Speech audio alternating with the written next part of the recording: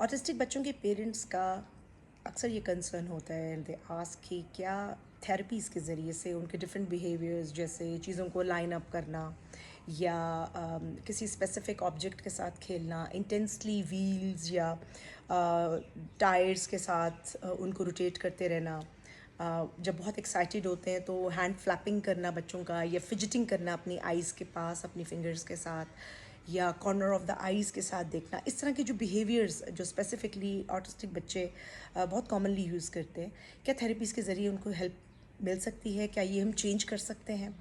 तो it's very important कि इस पॉइंट को एड्रेस किया जाए और इसके बारे में बात की जाए। जब भी किसी बच्चे के बिहेवियर को हम नोट करते हैं तो उसको देखना पड़ता है कि क्या ये बिहेवियर हार्मफुल है, क्या ये सेल्फ इंजूरियस है। ये दो क्वेश्चंस जो है वो ज़रूर करने की ज़रूरत होती है पेरेंट्स को अपने आप से कि क्या इसकी वजह से बच्चे को कोई हार्मफुल या किसी और के लिए ये हार्मफुल या सेल्फ इंजूरियस तो नहीं है, और अगर वो बिहेवियर नहीं है तो फिर उसको एड्रेस करना, उसको कंट्रोल करने की कोशिश करना is not the right approach.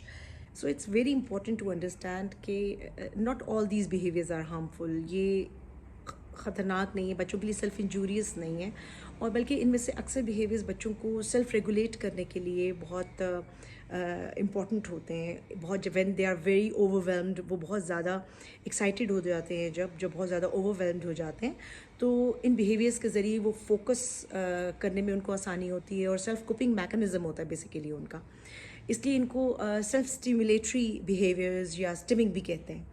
तो इनको फोकस करना और इनको चेंज करने की कोशिश करना विल नॉट बी अप्रोप्रिएट।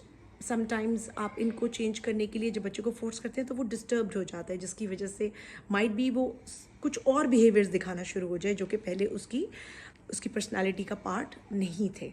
याद रखें, autism is not a disease. इसको कोई बीमारी नहीं है जिसको आपने न्यूरोटिपिकल बच्चों की तरह हमने अपने बच्चों को करना है। हम एबीए थेरेपी के ज़रिए बच्चों को उनकी एवरीडे लिविंग उनके लिए आसान बनाते हैं, उनके लिए मैनेज करना आसान किया जाता है। सो एज़ पेरेंट्स ये बहुत इम्पॉर्टेंट है कि आप अपना शिफ्ट करें अपना focus to help your child और accept them as they are unique, और उनकी इंडिविजुअलिटी को एक्सेप्ट करें और उनको जिस चीज़ में हेल्प रिक्वायर्ड है अपनी ज़िंदगी एवरीडे गुजारने के लिए, अपनी आगे की ज़िंदगी गुजारने के लिए, उसमें उनको सपोर्ट करें।